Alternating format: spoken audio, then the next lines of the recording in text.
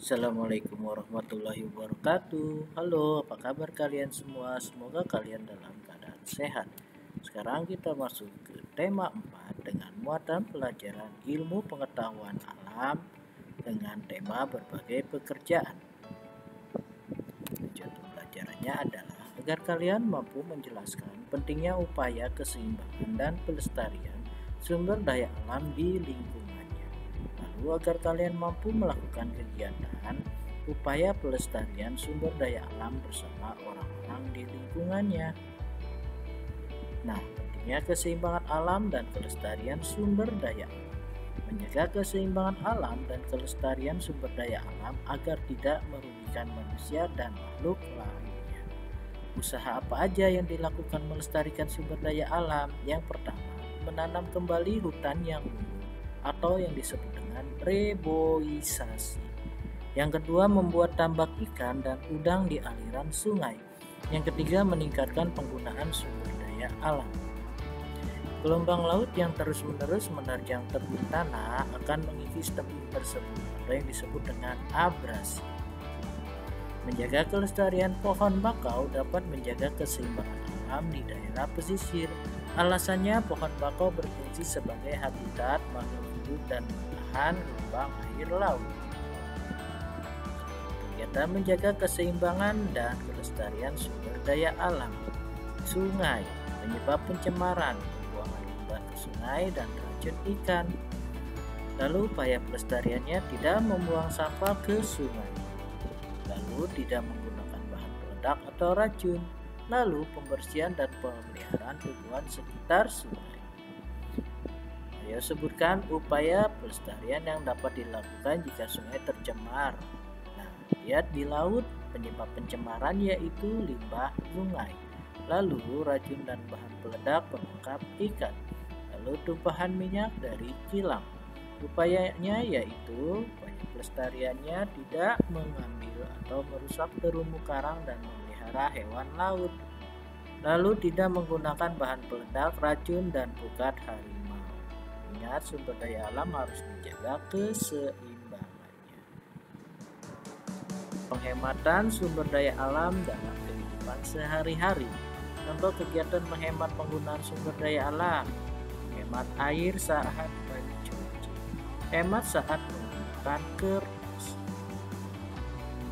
Dampak eksploitasi hutan yang berlebihan. Berkurangnya ketersediaan oksigen, suhu bumi semakin meningkat atau yang disebut dengan global warming. Rawan menjadi bencana alam misalnya banjir. Pengelolaan sampah dan barang bekas. Barang-barang bekas dan sampah dapat diolah dengan cara 4R. Yang pertama reuse, yang kedua reduce, yang ketiga recycle, yang keempat replace. Reuse yaitu menggunakan kembali sampah yang masih dapat digunakan untuk fungsi yang sama atau fungsi yang berbeda. Contohnya menggunakan kaleng bekas cat untuk menjadikan tempat sampah atau pot tanaman. Lalu replace, mengganti benda yang biasa digunakan dengan benda yang ramah lingkungan. Contohnya memilih menggunakan sapu tangan daripada tisu. Lalu recycle, mengolah kembali sampah menjadi barang atau produk baru. Contohnya mengolah sampah organik menjadi pupuk kompos. Lalu reduce, mengurangi potensi benda yang telah digunakan menjadi sampah. Sampah yang dibuang ke lingkungan harus sedikit mungkin. Contoh, membawa air minum dalam botol sendiri daripada membeli air minum dalam kemasan. Dampak pemanfaatan teknologi darat bagi keseimbangan alam. Peralatan yang dilarang digunakan oleh nelayan yaitu bom ikan, pukat harimau. Hal ini dikarenakan dapat menimbulkan dampak negatif terhadap lingkungan.